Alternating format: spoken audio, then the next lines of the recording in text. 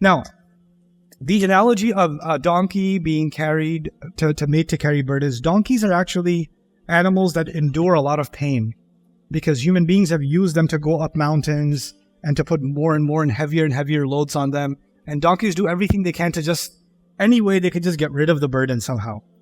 They could just drop some, they lean sometimes and try to, get rid of it. And then what their owners do is, so that they're not able to tip over, they put the kind of load on them that half of it is on one side and half of it is on the other side.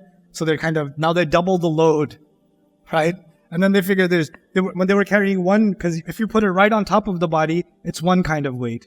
But if they try to get rid of it, then the owner says, okay, you know what? I'll just split it on either side. But then the owner realizes, I could put a lot more on here now, right? So the donkey that was trying to get rid of its burden ended up carrying even more, which is an interesting analogy because the Israelites, they tried to play with the word of Allah. And the more they tried to play with it, life became more and more difficult for them. More complications came in their life. Obeying the word of Allah makes life easy.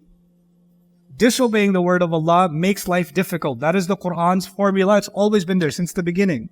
That's why Allah says, يُرِيدُ اللَّهُ لِيُخَفِّفَ عَنْكُمْ. Allah intends to make your burden easy, lighter. وَخُلِقَ الْإِنسَانُ ضَعِيفًا. Human beings were created weak.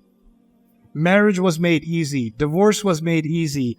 Inheritance was made easy. Prayer was made easy. Zakat was made easy.